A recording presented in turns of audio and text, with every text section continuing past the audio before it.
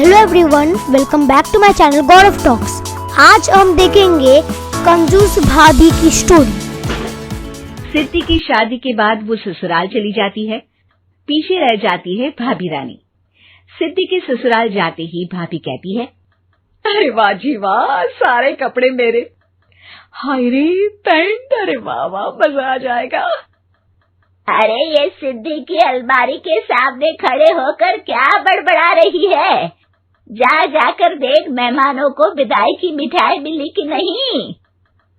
अब हाँ माँ जी, क्यों नहीं, लेकिन पहले कपड़े तो बदल लूं। अब रानी आ जाती है सिद्धि के उन कपड़ों में जो वो ससुराल जाने से पहले घर छोड़ जाती है। अरे रानी, कुछ दिन रुक जाती। अरे ये तो सिद्धि बिटिया को मैंने ही दिया था, बड़ा ही फबता था उस पर, तुझ पर तो कुछ खास नहीं लग रहा। अब वो ना मेरे सारे कपड़े गीले थे तो सोचा पहन लूं।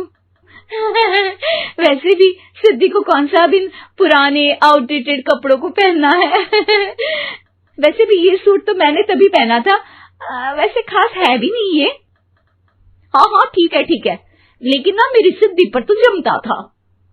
सारे मेहमान चले जाते हैं और सिद्धि ससुराल से मायके पहली बार आती है। अपना घर, अपना कमरा, अपनी अलमारी। ये बोलकर जैसे ही सिद्धि अलमारी खोलती है तो सामने उसके कपड़ों की जगह कुछ और ही रखा होता है। ओ माँ, जरा कमरे में तो आना। सास और रानी वहां पहुंच जाते हैं। रानी ने पहनी होती है सिद्धि की जींस और टी शर्ट। अरे भाभी, ये क्या? ये तो मेरी बड़ी ही महंगी टी शर्ट है, इसे आपने घर में क्यों पहनी है? अरे बहुत मिलती है दीदी ये चौक की मार्केट में, 150 में। ओ भाभी प्लीज, ये एरोपोस्टल है, 2000 की एक टी शर्ट। ओह, 2000 में तो दीदी 4 साड़ी आ जाए। अब क्या बोलूं? भाभी, ये मेरी अलमारी में छोटू के कपड़े, तो मेरे कपड़े कहाँ हैं? मेरी अलमारी में?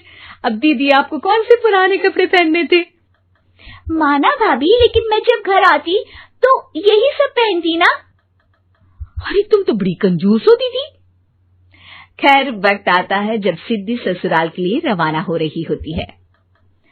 अरे रानी, अंदर से सिद्धि का गिफ्ट ले आ, लड़की पहली बार ससुराल से मायके आई है। रानी अंदर जाती है और एक सिंपल सी साड़ी लेकर बाहर आ जाती है। ये लीजिए माँ जी। सास बेटी को गिफ्ट देकर ससुराल भेजती है। अगले दिन रानी एक सुंदर सी साड़ी पहनकर सामने आती है। अरे रानी, ये तो वो साड़ी है जो मैंने सिद्धि को देने के लिए दी थी जब वो ससुराल ले जाती, लेकिन ये तूने कैसे पहन ली? अरे माँ जी, ये साड़ी तो मुझे बहुत पहले से ही पसंद थी, लेकिन चिंता ना करिए, मैंने सिद्धि के लिए भी अच्छी सी साड़ी दी है। हाँ। तभी सिद्धि का फोन आता है। क्या माँ, कुछ अच्छा तो दिया होता ससुराल ले जाने के लिए।